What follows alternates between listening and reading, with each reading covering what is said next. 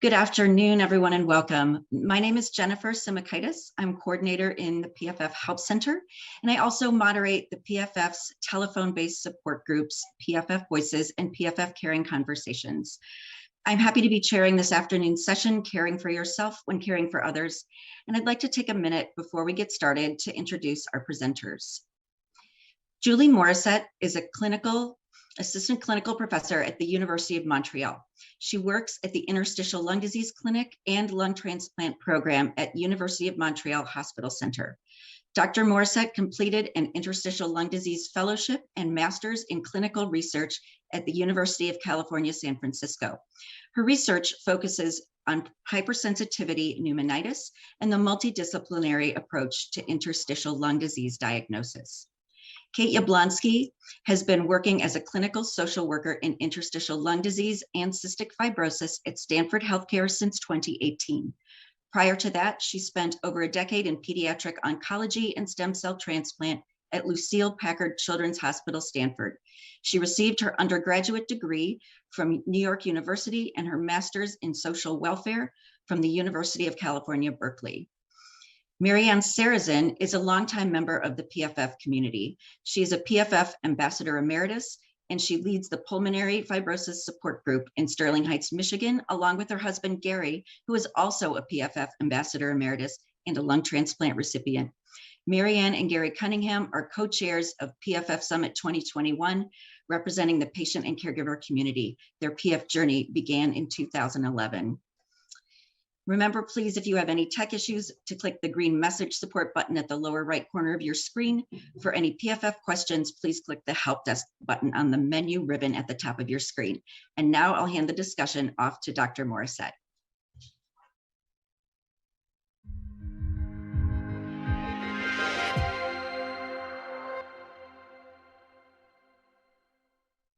Hello, my name is Julie Morisset. I'm a pulmonologist in Montreal and the Centre Hospitalier de l'Université de Montréal.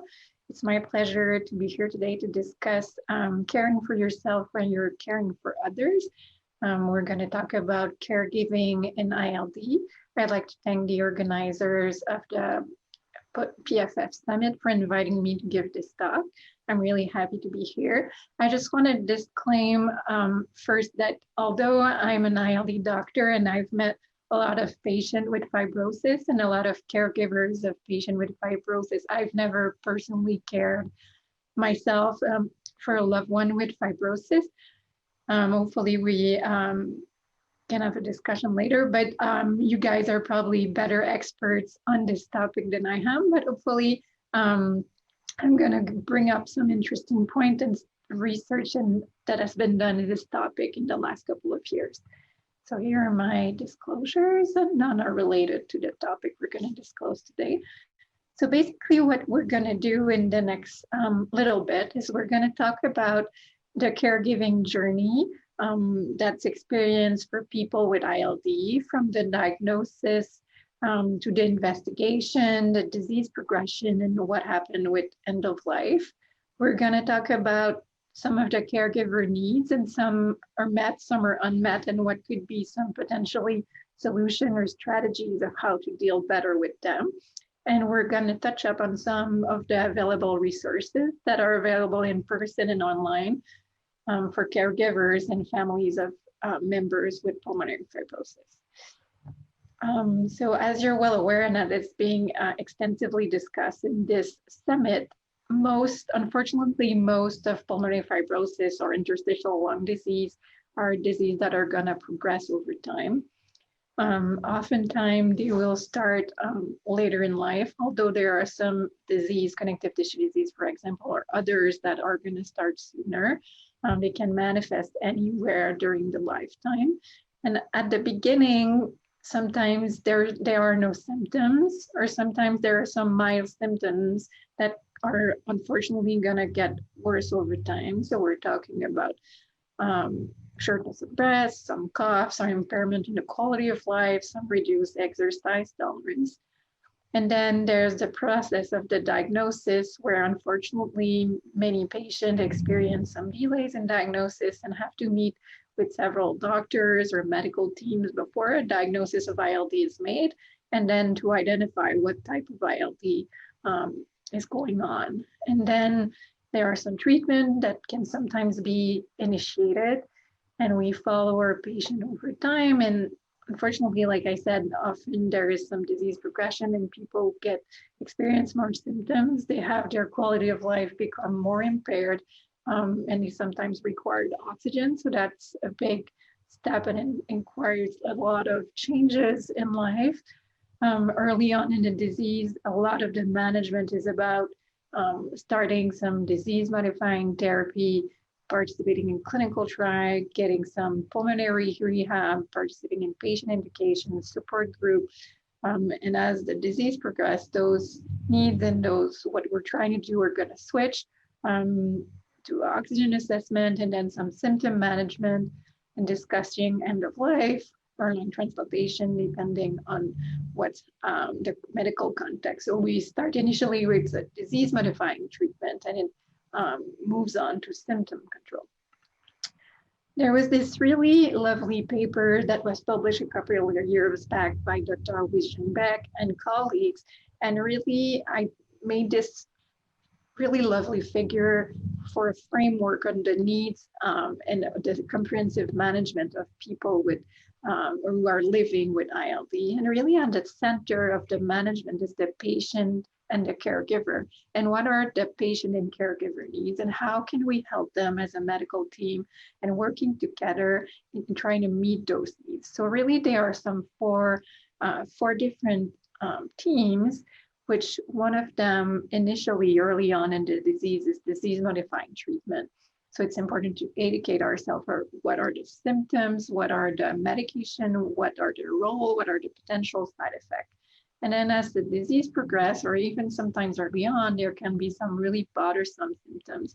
It's important to learn about symptom relief and what we can do to make those better or modify our lives so that we can get a better quality of life. And then sadly, when the disease progresses, there's a big aspect, which is end of life care. Important to get the timely end of life conversation and how people want to live those last moments with their family and where they want that to take place. And then of course there's all the supportive measures that can be available, either being oxygen, pulmonary rehab, education about the disease and how to be a caregiver and how to adapt your life to adjust. And those are big changes that happen after a diagnosis. There has been a couple of researchers that have developed interest in caregiving for ILD, and I really like this study that was published a couple of years back. They interviewed caregivers of people with ILD and IPF, and they really designed this journey that kind of mimics the first figure that I showed you, where really it goes from diagnosis, disease progression, and end of life. And we're going to go through each of those steps and try to see what are some of the needs of the caregiver at each of those steps, and what are some potentially beneficial intervention that can be done to try and alleviate the stress and the different difficult emotions that can occur during the process. So first of all is the diagnosis. So the diagnosis, as we already mentioned, can be something that's really stressful because there's a lot of unknown. There's a lot of question, what are those symptoms, what are they new, what are going to find. So one of the big caregiver need that was highlighted in all the study that look at caregiver need was the wish to be included in medical visits. So that's something, unfortunately, that got a little bit more challenging with the COVID pandemic, when they were limiting the number of people that can come to the clinic and the hospital. But hopefully that's better now. But it's really okay for caregiver to ask to be included in a medical visit, because it's really a place when they can feel comfortable to ask their questions and really be included in the process and provide support to their loved ones.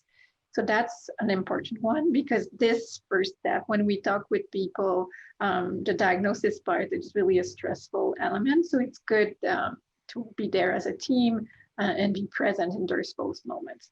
Sometimes there's limitation to access of care when it can be challenging because of various reasons. either be geography or other, to access an ILD specialist center. So that can sometimes be stressful.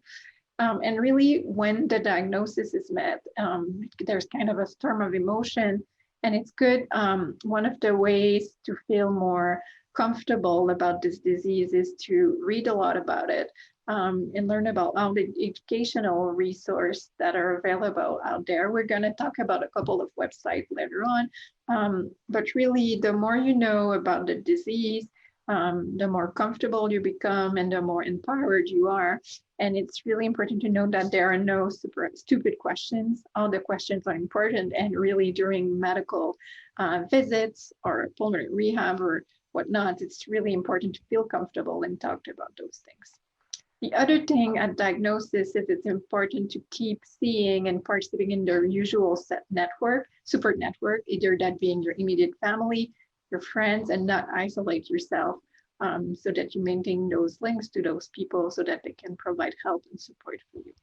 So that's the first step. The second step of the journey is the medication, and that changed a little bit when we look at this framework for 2014. That was before the antifibrotic medication became widely available worldwide. So that's kind of a change in the recent years. There are some various options of medication that can be offered to people with ILD. There being antifibrotic medication or immunosuppressive therapy, depending on what underlying ILD is found. So one of the ways to become more comfortable with medication is to ask questions about what's the name of this medication? What's the role of this medication? What's it gonna do? What are the potential results? What are the benefits of taking that medication? And again, the more you learn about something, the less scared you become and the more empowered you are about that. And it becomes easier to deal with potential side effects if you know, okay, so if there's a side effect, who can I call? What are we going to do? So there's a plan ahead, so that you're not left in the unknown, and people really feel like that. And when that's clear, it makes it much easier to deal with. And then unfortunately, when the disease progresses, people who are living with ILD often have more debilitating symptoms, and that can be really difficult, and they're going to rely more on their caregiver, who's going to need to provide more support. Oftentimes in those situations, the caregiver are going to describe that there's a change in role in the relationship where they have to be more present and provide more support, and that can impact more on their life.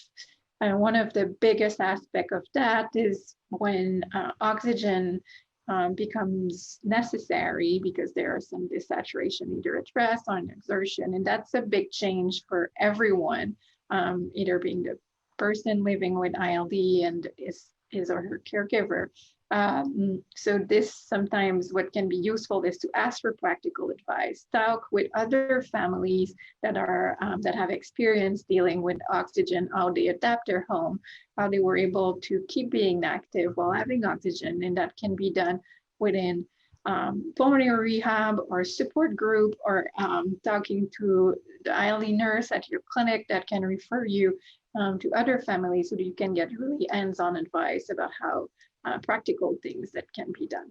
And then in some patient in whom it's indicated and can be candidate, there's also the journey to lung transplantation that can sometimes be also really stressful. So in that regards, it's also good to talk with other people that have been through this and see how they've managed it. And often talking with people who have really experienced that is going to be really important, is going to be really helpful. And like we said, many of the ILD are going to progress over time and have poor prognosis that are going to limit life expectancy. So unfortunately, we have to talk about end of life and palliation. And often people are going to say that being prepared for those discussions and having them early on in the disease course, they're talking to them together with the family and see what are the wishes, can sometimes alleviate stress, and planning can be reassuring to people.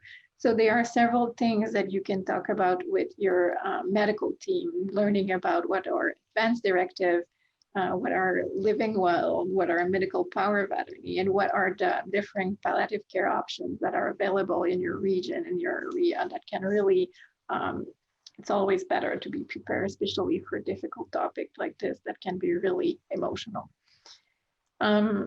So I think what's really interesting is that there are many chronic diseases where people experience some debilitating symptoms and where they are going to rely on caregivers. And a lot of work on this has been done in several other diseases, a lot of neurological disease. And really, it's the intersection between finding the balance between having the emotional support, doing your life in the caregiving essentials, and maintaining some wellness activities. So what are the ways that caregivers can care for themselves while they're caring for their loved ones? So there's this really cliche phrase when we, every time we fly, where the flight attendant during the security video is gonna say, well, if in case of an emergency, you must always put your oxygen mask before helping others.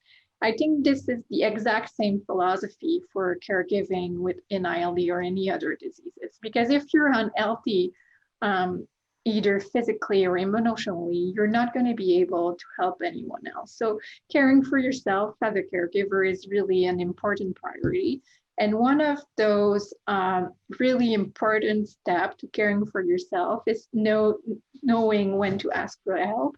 Can either be asking from close family, for friends, for resources, for respite, for having a nurse come do visit.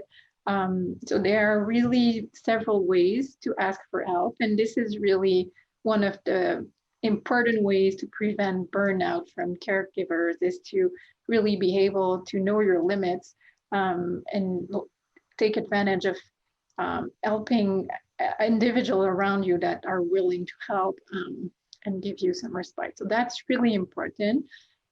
Second step is really to be in touch with your emotions. Every emotion that you feel is normal, either being anxiety, frustration, anger, loneliness, being perplexed, or any emotion that is being experienced during that journey is normal. And it's important to let those emotions be and take the time to experience them and not try to hide them away necessarily at all times. And one of the key elements to caring for yourself, like we said earlier, is to stay healthy in all ways. So it's important to keep up with your own medical follow-up, go to your medical appointments, staying up to date with vaccination every year, and try to have a healthy lifestyle, taking care of yourself, try to sleep as much as possible, try to have a healthy diet, try to be active, try to do some exercising, all in order to be in better shape to be able to be a better caregiver. Do things that you love, go have lunch with some friends, go see a movie, take breaks, go take a walk, change your minds. And it's important to understand your limits so you don't overdo it and burn out because of that.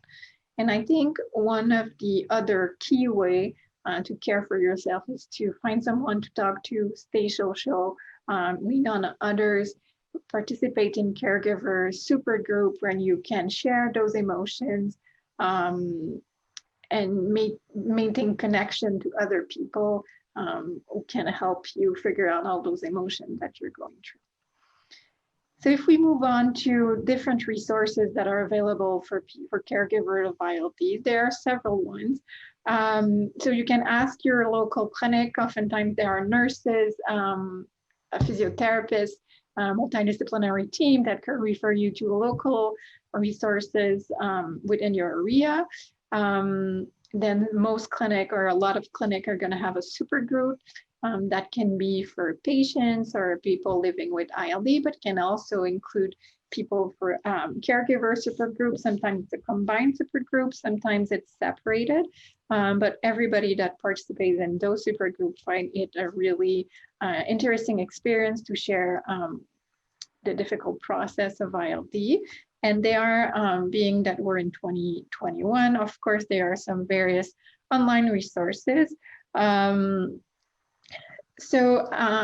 Of course, I'm Canadian, so the resources vary from region to region, but you're lucky in the US to have several really good websites that talk about caregiving. So if you go to your local state lung association, you're going to have some resources. And I think two of the most helpful websites, one is from the American Lung Association that really has a family and friends section about caregivers and how to support your loved one with pulmonary fibrosis, that presents some interesting strategies and how to be a caregiver.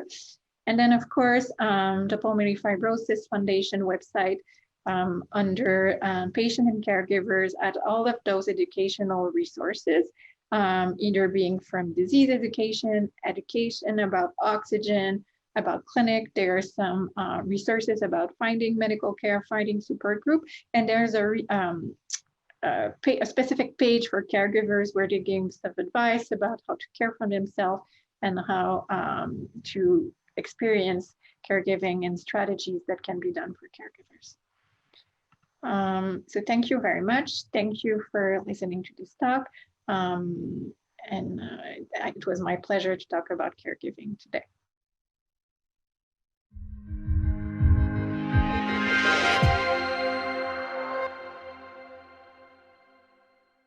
Good afternoon. Thank you for joining me for Caring for Yourself While You're Caring for Others.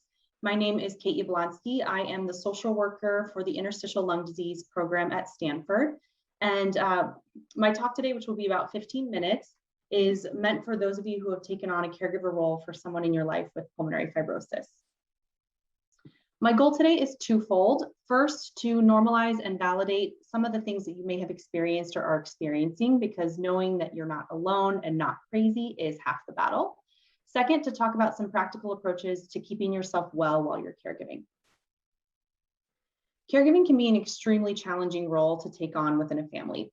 Here on this slide, you'll see a number of different feelings family caregivers report experiencing.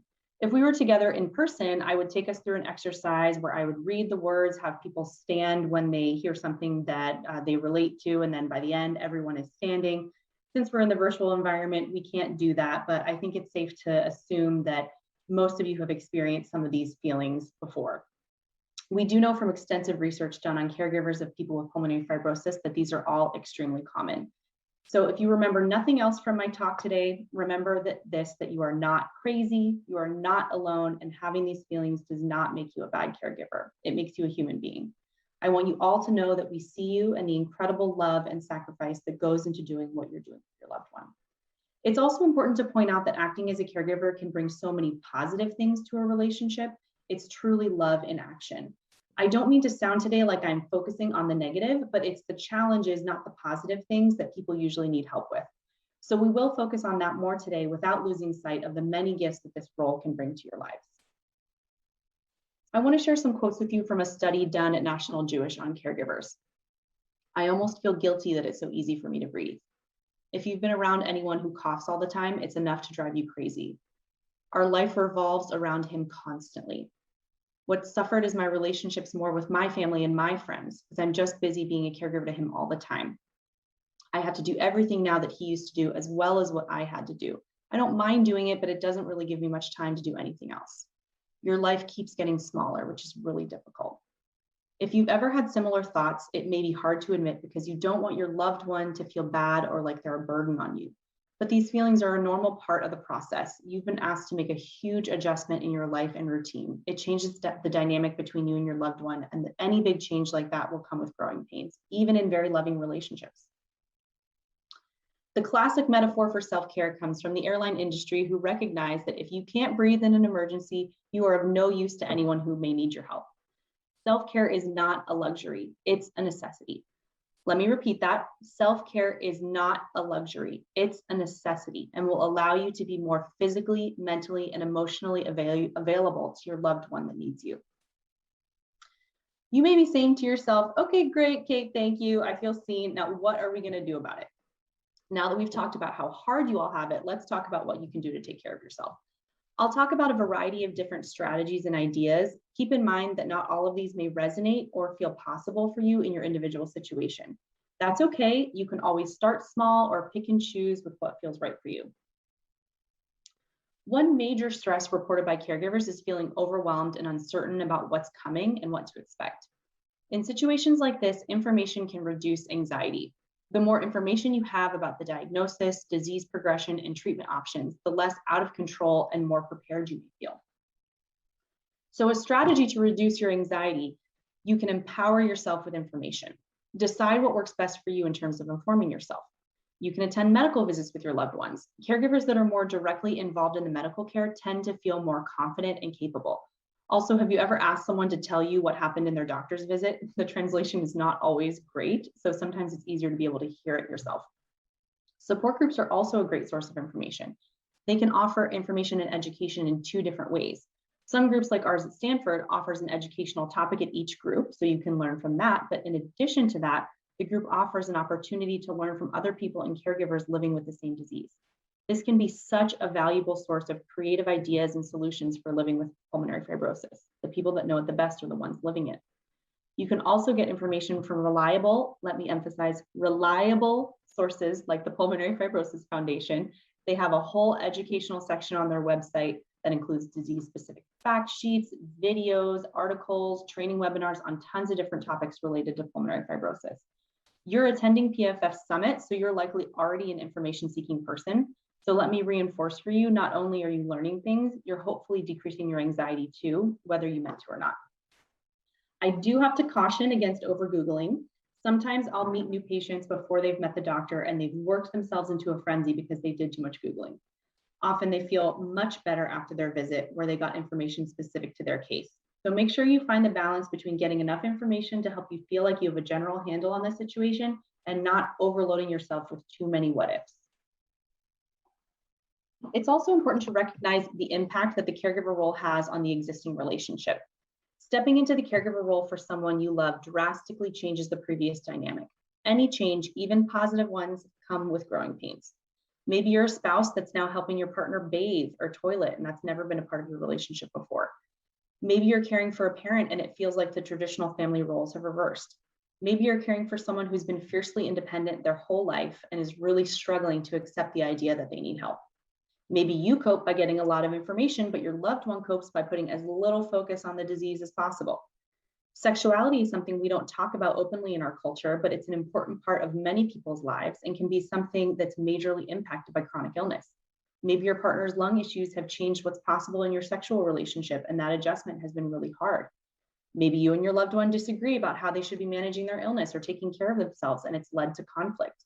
Whatever it may be in your situation, if you're here listening to this, you've likely experienced some major change of some kind in your life as a result of your role as a caregiver. Now let's talk about a strategy I've found to be particularly effective in navigating and managing those changing relationship dynamics. I often recommend this book, The 4 Agreements by Don Miguel Ruiz. It's a short read, but it's also one of those kinds of books that you can get a lot out of without necessarily reading from cover to cover. You can take it in bits and pieces. This book has been an incredibly helpful point of reference for me in my personal and professional life. The concept is that a lot of our day-to-day suffering is self-imposed by our thought patterns and stories we tell ourselves. These 4 agreements can be the key to living a happier and more mentally unencumbered life. All 4 agreements are listed here. Be impeccable with your word. Don't take anything personally. Don't make assumptions. Always do your best. And they're all great, but today I want to focus on the second agreement. Don't take anything personally. It sounds simple, but the concept, when truly put into practice, can revolutionize the way you react to things.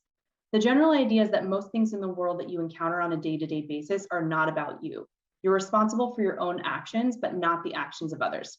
This particular agreement, I think, really resonates for our group here. The illness journey has lots of ups and downs, and we often lash out at the people closest to us because they're safe. Think about what your loved one is going through internally.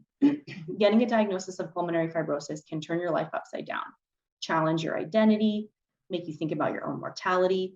Many of your loved ones are also living with the daily frustration of losing the ability to do things that used to come easily to them.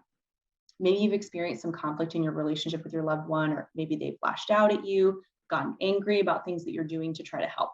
Just keep in mind that whatever is coming at you is much more about them and what they're going through than about you. I'm not advocating, of course, for anyone to accept abuse when this goes too far. We'll talk more about setting limits in a minute, but this can be a really helpful reminder in those kind of average, normal, day-to-day difficult moments. Newsflash, you matter too. Caregiving can become all-consuming. It can be easy to lose track of your own needs. So let's talk for a minute about how to make sure you're taking care of yourself.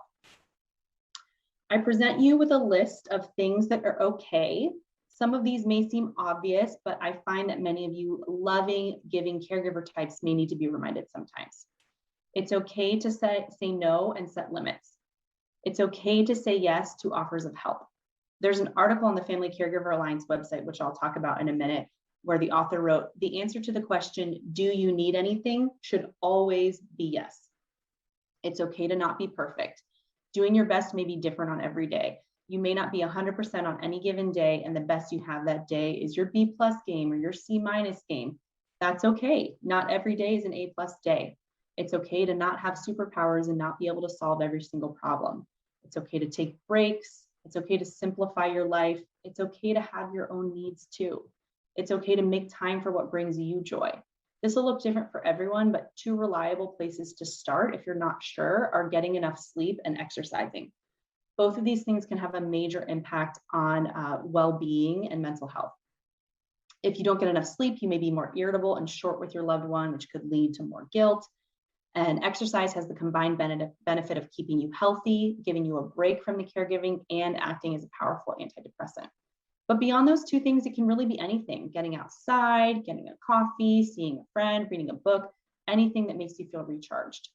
It's okay to seek support from and connect with others. Caregiving can be so isolating. Make sure you're finding time to connect with the people you love, supportive people in your life, or people that just get it.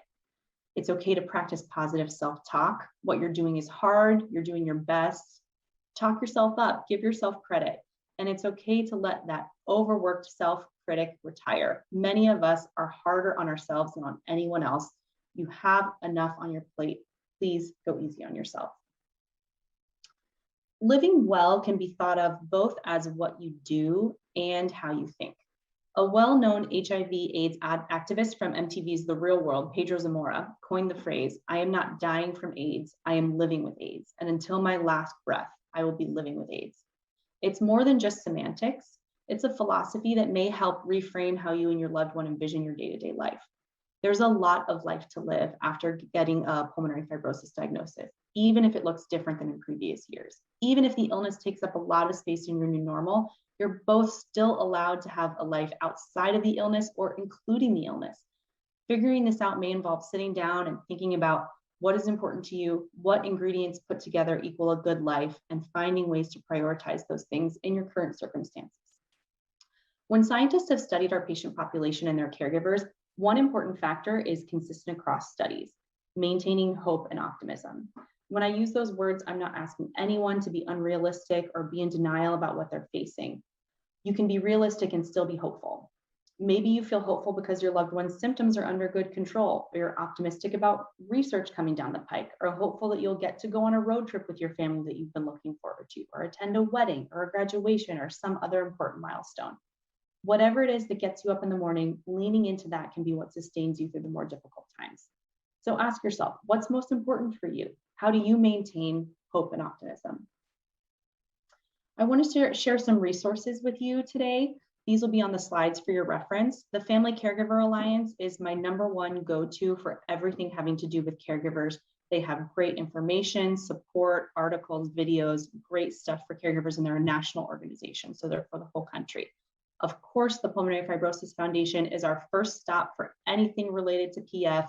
They are really the best place to start when you're looking for information. And the last link links to a video. It's actually an interview with Oprah, an author of the book, talking about the second agreement. Don't take anything personally, but the website has information on all 4 agreements, the book in general. If you want to look more into it, you're not quite ready to read the book, that's a good place to start. These are my academic references for anyone who is interested. And finally, I'm just going to end on this slide, which is a Caregiver Bill of Rights from Joe Horn. I'll leave it here for you to read on your own time. and hope that you will all give yourselves the grace and praise that you deserve. Thank you so much for your attention, and I look forward to chatting during the Q&A.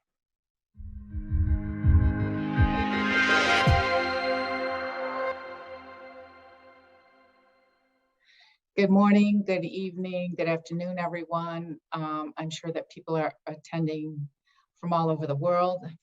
My name is Marianne Sarazin, and I am going to talk about my caregiver experience with my husband, who was diagnosed with IPF in the winter of 2011. During that time, which has now been almost 10 years, I have been his primary caregiver. You know, at the beginning, it wasn't too difficult because he, wasn't too sick. He declined very slowly. But then as the years passed, he, needed oxygen. He was getting, it was harder for him to deal with things as far as just physical things. So that made it to the point where I then needed to step in more, take over, just more day-to-day type of things. In that time, it was hard for me because I had never been a caregiver before. I don't work in that kind of field. The closest thing I ever had to doing something like that was babysitting. However, as time went on, it really became difficult with my husband because it got harder and harder for him to do things. He needed oxygen. We had to learn how to use oxygen, all the different types of oxygen, the tanks, the portable, the concentrators. And it was a whole different experience for us in a world that we knew nothing about. When my husband was diagnosed with IPF, I didn't even know anything about the disease. I never heard of it. I didn't know anything about it. However, my husband knew that that's probably what he had because his mother had it. Now, I never met his mother because she had died before I was ever in the picture. And they never, as a family, they never talked about it. In the sense of IPF, that was never mentioned. It was always a lung issue that was brought on by mold, which I understand now that I know more is a way that IPF can start, but no one talked about it in the medical terms, so I knew nothing about it. So of course, when my husband gets diagnosed, I go out and I, look on the internet, I, find resources. And of course, that's really not a good thing to do, especially with a disease that is like this. It's very kind of shocking when you don't know anything about it. So after a couple of days, I started to think about it and I said, what could I do for myself? How can I figure out how to make this better? Where we can learn more from other people. So what I did was I went out and I reached out on the internet for support groups. I contacted the woman who was running the support group, and it was actually at that time through a hospital here locally.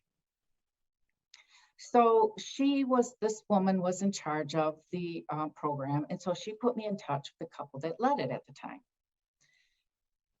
The woman's name was Judy, and she called me, and she couldn't have been nicer. It was actually the best thing I could have ever done as far as learning more about the disease.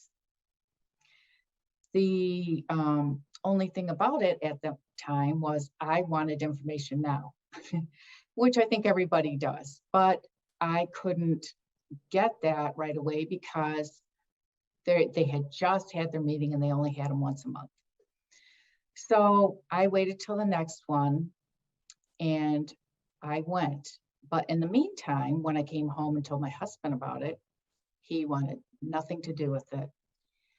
I think he was still grappling with the diagnosis, how to tell his family, the kids, all the typical things that I think people go through. And as a caregiver, it was really hard for me because I also felt that I needed support, and he didn't want to tell anybody right away.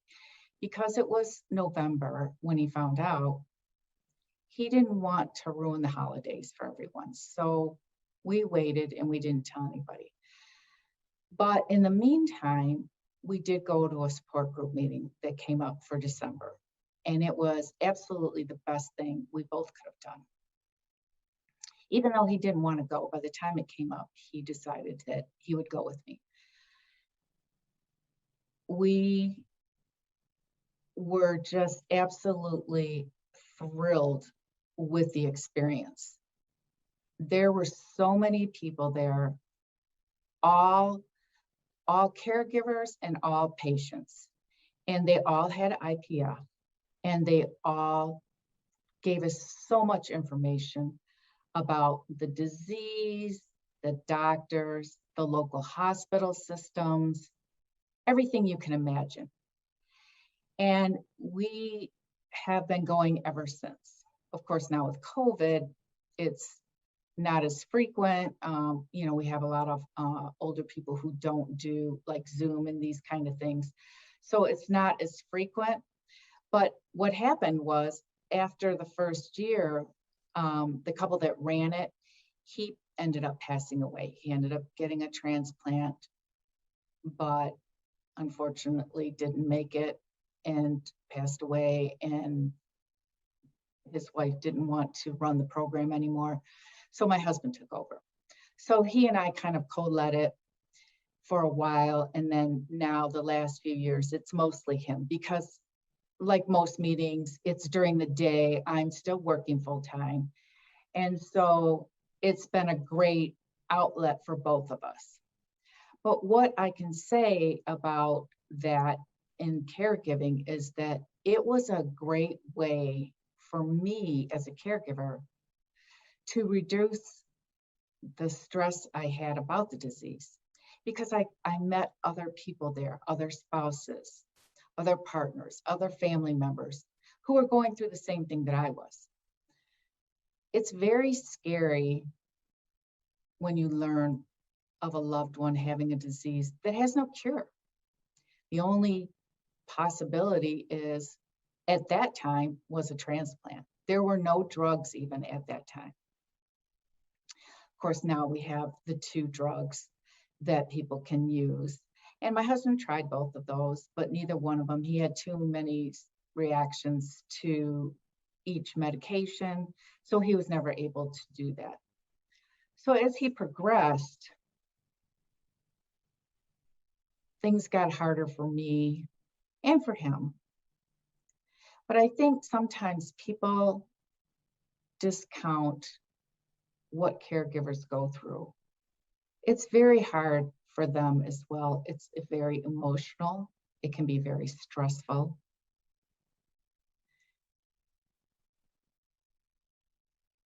It's one of those things that if you don't watch it, it can affect your own health. I know that my health has been affected by the stress, but I try to manage it by doing things for myself. And that's one of the best things you can do as a caregiver. You have to be able to manage your stress. That may mean asking for help, taking a break, going to do something that you want to do without your spouse, or the person that you are, caring for.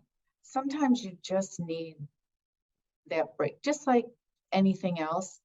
The same applies to caregiving. It's hard, and it's very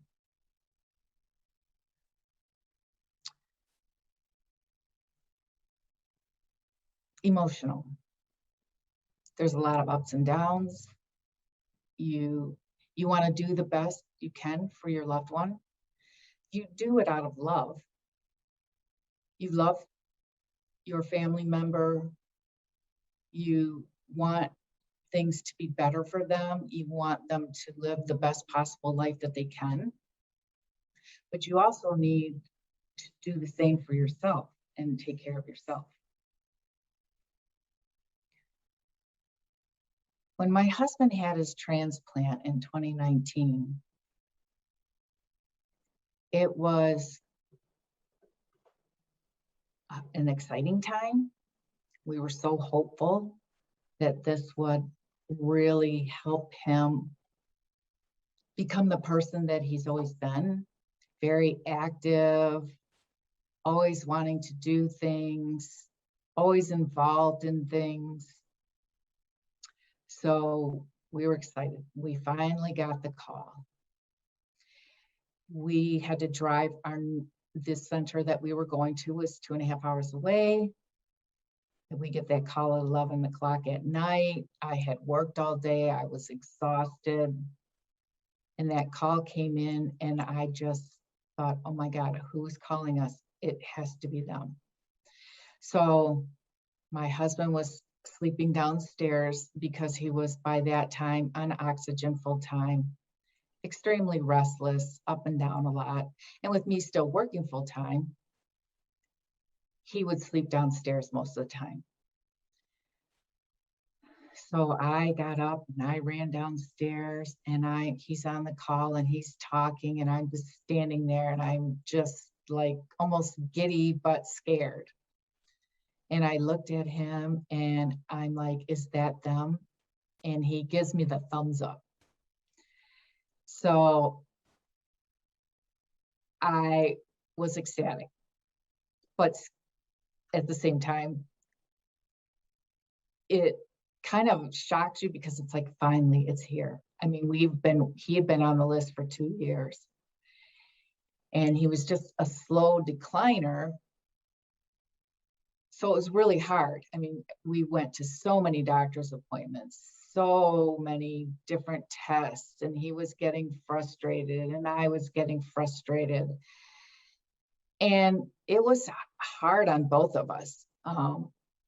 Just so many doctor's appointments, so many things that we had to do and then redo because he wasn't one of those patients that went down really quickly. So when that call came, I threw clothes together, he threw clothes together, and we took off and drove across the state. We got really excited. He got the transplant, but he's not been doing that well since the transplant. His energy isn't there. And it's been a process, but to wrap all this up, I'm going to say that as a caregiver, you must take care of yourself. You must ask for help. That means physical help, emotional help, going to your doctors, making sure your health is okay, and doing everything that you can for yourself to alleviate the stress. With that, I wish you all the best. And I hope everyone here gets a lot out of this. And please go to the pulmonaryfibrosis.org website. You will find tons and tons of information there. Thank you.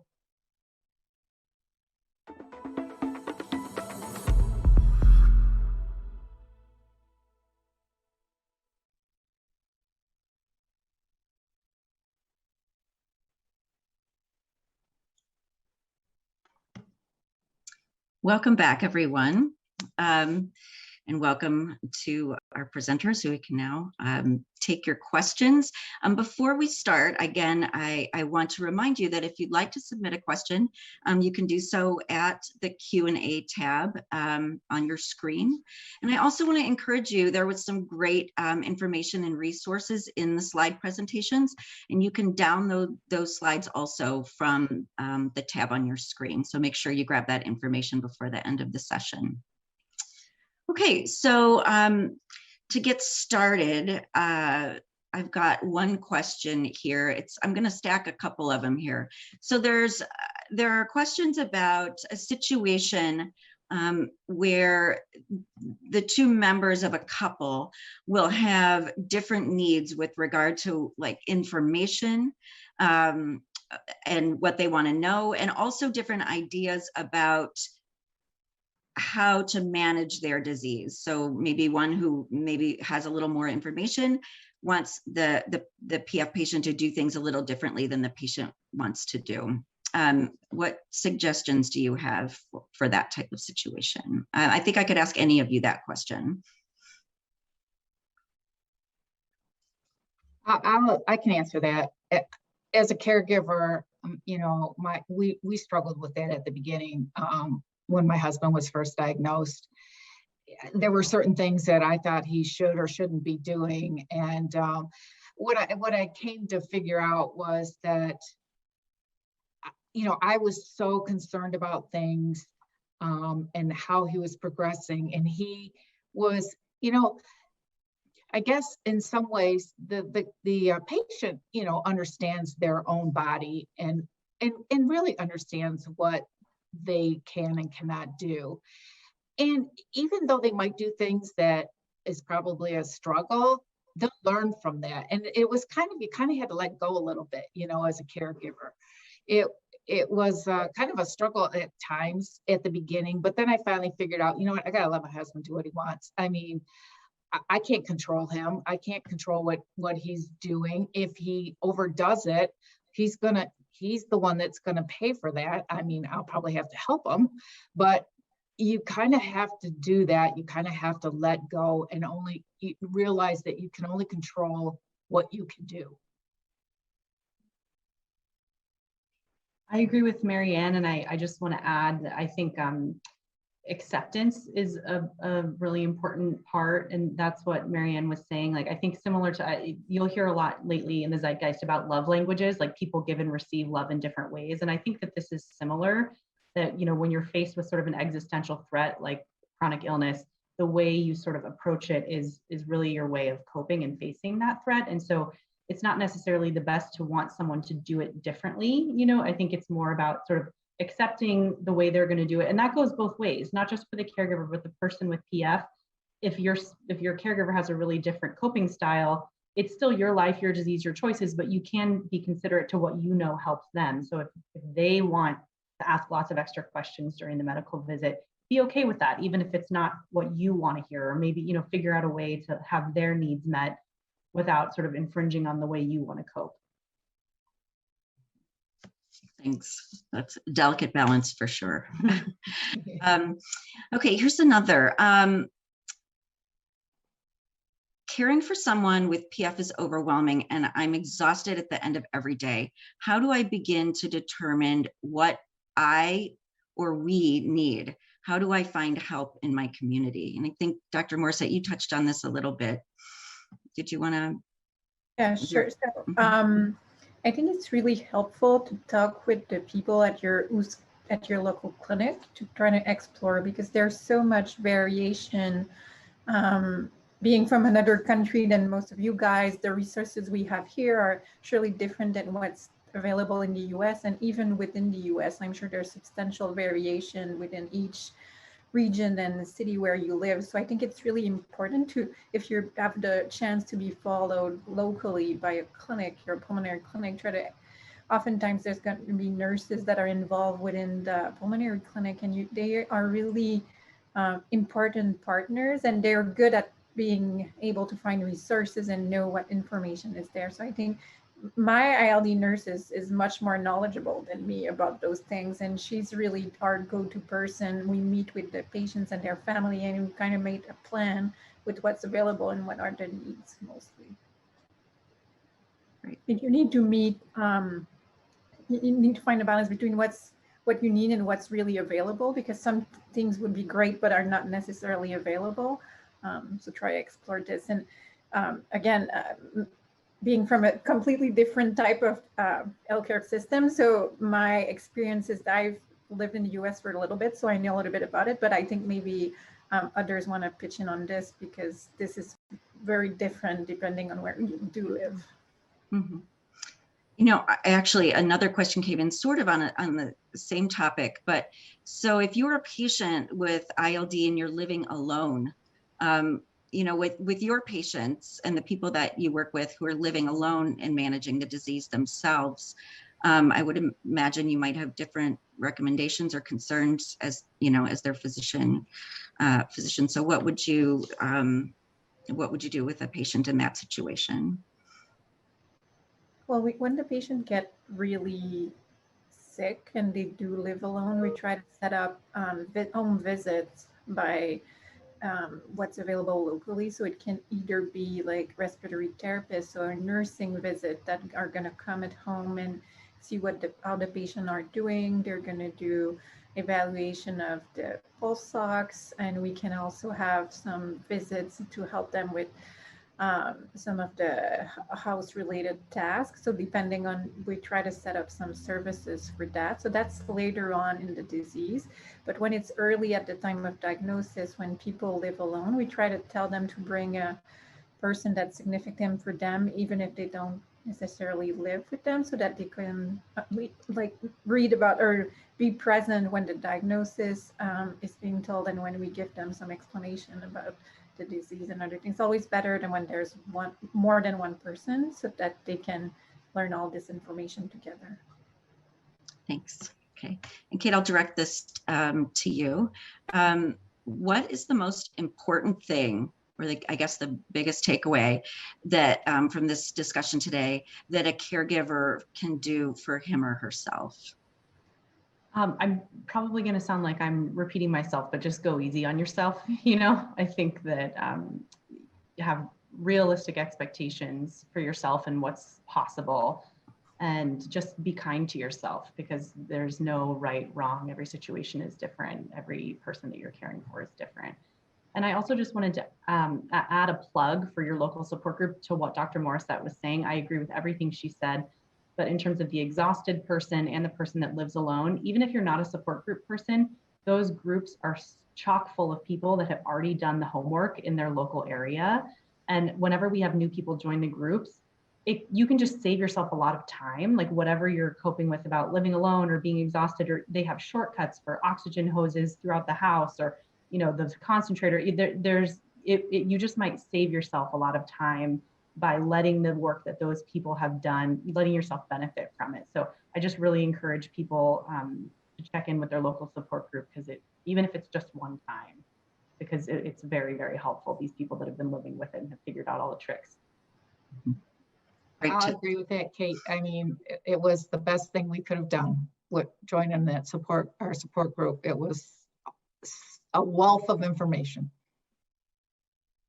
Great, thanks. And yes, I think, you know, maybe with support groups, people think about the emotional aspect of it and not the practical aspect. So there's so much that patients and caregivers can learn from each other. That can be super helpful.